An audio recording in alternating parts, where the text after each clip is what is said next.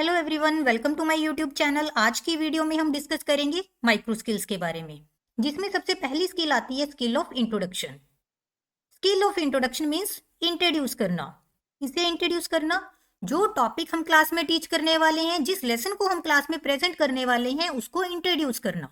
Introduction skill क्या करती है? टीचर के अंदर एबिलिटी डेवलप करती है, जिससे वो क्या कर सकता है, अपने लेसन को इफेक्टिवली इंट्रोड्यूस कर सकता है। जो टॉपिक उन्होंने क्लास में टीच करना है, उस टॉपिक को इफेक्टिवली इंट्रोड्यूस कर सकता है बच्चों के सामने, उनकी प्रीवियस नॉलेज को टेस्ट करके, उनकी अटेंशन को गेन करके। जो उनकी प्रीवियस नॉलेज है और जो न्यू नॉलेज वो देने वाला है, दोनों के बीच में एक इंटरलिंक एस्टेब्लिश करके। मीन स्किल ऑफ इंट्रोडक्शन क्या करती है? टीचर को एबल बनाती है अपने लेसन को इफेक्टिवली इंट्रोड्यूस करने के लिए। Components of introduction skill.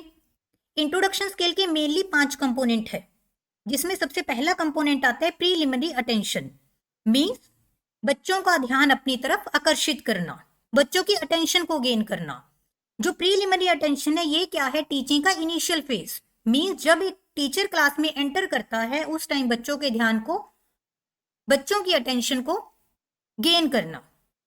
Good morning students, how are you students, what are you doing students. इस तरह की स्टेटमेंट्स हम यूज कर सकते हैं बच्चे की अटेंशन को गेन करने के लिए।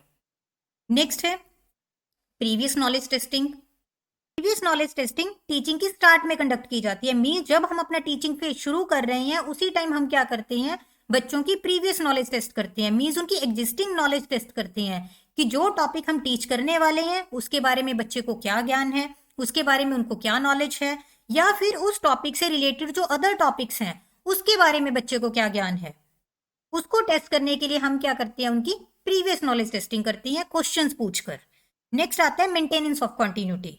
मेंटेनेंस ऑफ कंटिन्यूटी का मतलब क्या है कि जो प्रीवियस नॉलेज हम टेस्ट कर रहे हैं, उसी को कंटिन्यू रखना, उसको रोकना नहीं, उसको कंटिन्यू करना, आगे की आगे क्वेश्चन पूछना एक लॉजिकल मैनर के अंदर। मींस एक क्वेश्चन दूसरे क्वेश्चन से रिलेटेड होना चाहिए। ये नहीं है कि फर्स्ट क्वेश्चन हमने किसी और टॉपिक में से पूछ लिया, सेकंड क्वेश्चन हम किसी और टॉपिक में से पूछ रहे हैं, थर्ड क्वेश्चन हम किसी और टॉपिक में से पूछ रहे हैं। जो क्वेश्चन हम पूछेंगे, जो प्रीवियस नॉलेज हम टेस्ट करेंगे, वो क्या होनी चाहिए, एक लॉजिकल सीक्वेंस के अंदर होनी चाहिए, लॉजिकल मैनर के अंदर होनी चाहिए। नेक्स्ट है यूज ऑफ एप्रोप्रिएट डिवाइसेस। जब हम अपनी इंट्रोडक्शन स्किल को डिलीवर करते हैं, तो उसके लिए हम क्या करेंगे, एप्रोप्रिएट डिवाइस का यूज करेंगे। एप्रोप्रिएट डिवाइस का मतलब क्या है? Teaching aids, technological aids, visual material, audio visual material, interactive components. Means हम क्या कर सकते हैं, अपने लेसन को इंट्रोड्यूस करने के लिए मल्टीपल डिवाइसेस का यूज कर सकते हैं। चार्ट है, फ्लैश कार्ड है, पीपीटीज है। नेक्स्ट है अनाउंसमेंट ऑफ द टॉपिक। जो 5th कंपोनेंट है, वो है announcement of the topic. Announcement of the topic कब होगी? जब हम देखेंगे कि बच्चे का कोई रिस्पॉन्स नहीं आ रहा, या बच्चों ने आधा अधूरा आंसर दिया है, या बच्चों का जो आंसर है वो अनसेटिस्फैक्टरी है।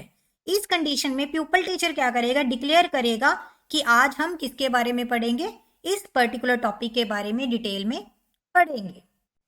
मीन्स इंट्रोडक्शन स्किल के अंदर टोटल 5 कंपोनेंट्स हैं। फर्स्ट है प्रीलिमिनरी अटेंशन, मतलब बच्चों का ध्यान आकर्षित करना।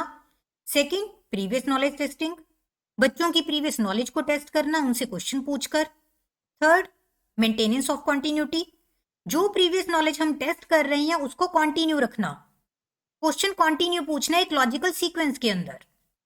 फोर्थ है use of appropriate devices, question पूछने के लिए एप्रोप्रिएट डिवाइसेस का यूज करना। फिफ्थ है अनाउंसमेंट ऑफ द टॉपिक, जब हमें बच्चे से रिस्पॉन्स ना मिले या फिर आधा अधूरा रिस्पॉन्स मिले, उस केस में अपने लेसन को इंट्रोड्यूस करना कि आज हम इस टॉपिक के बारे में पढ़ेंगे। नेक्स्ट आता है हमारा ऑब्जर्वेशन टेबल। ऑब्जर्वेशन टेबल में हमारे टोटल 5 कंपोनेंट्स रहते हैं। सेकेंडली हम रेटिंग देते हैं इनको रेटिंग स्केल 1 to 5 पर। नेक्स्ट है मॉडल लेसन प्लान, कि जो लेसन प्लान हम डेवलप करेंगे इंट्रोडक्शन स्किल से रिलेटेड, वो हमारा कैसे डेवलप होगा। फर्स्ट, लेफ्ट साइड में हम लिखेंगे पीटीज roll number, subject, then topic. Right side में हमारा रहेगा डेट, क्लास एंड ड्यूरेशन। जो माइक्रो स्किल हमारी है वो कितने मिनट के लिए डेवलप होती है, 5 से 6 मिनट के लिए। इट मीन जो हम लेसन प्लान डेवलप करेंगे वो भी कितने मिनट के अकॉर्डिंग होगा, 5 से 6 मिनट के अकॉर्डिंग। अब हमने टॉपिक कौन सा इंट्रोड्यूस करना है, 3D शेप्स। इट मीन्स हम एज्यूम करके चलते हैं कि बच्चों को 2D शेप्स के बारे में पता होगा, मे बी 3D शेप्स के बारे में भी बेसिक नॉलेज हो। तुम उसी से रिलेटेड क्या करेंगे, बच्चों से क्वेश्चन पूछेंगे। सबसे पहले जो हमारे लेसन का फॉर्मेट रहता है, 3 कॉलम बनते हैं।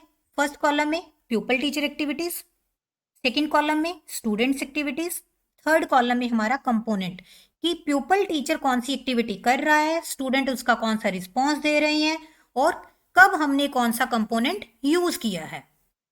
इस लेसन प्लान में देखो, सबसे पहले good morning students, how are you, ये दोनों हम किस लिए यूज करते हैं, बच्चों की अटेंशन को गेन करने के लिए। इट मीन्स इन दोनों में कौन सा कंपोनेंट यूज हुआ है, प्रीलिमिनरी अटेंशन। उसके बाद नेक्स्ट क्वेश्चन है, do you know about 2D shapes.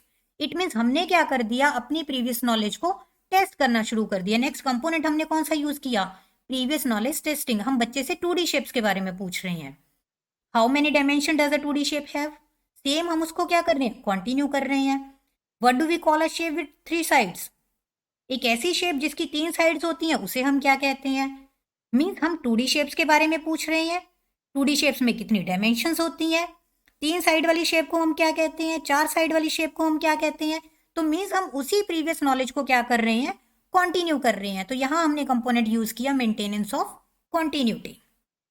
इसी के ब्रैकेट में हमने लिखा हुआ है PT will show a chart. Like जो हमारा ये थर्ड इसमें चार्ट बना हुआ है, इस चार्ट को टीचर क्या करेगा, शो करेगा। शो करके पूछ सकता है कि ये 3 साइड वाली शेप है, इसको हम क्या कहेंगे। तो बच्चे बताएंगे ट्रायंगल कहेंगे। तो ये ट्रायंगल वर्ड है, इसको टीचर क्या करेगा, हाइड करके रखेगा।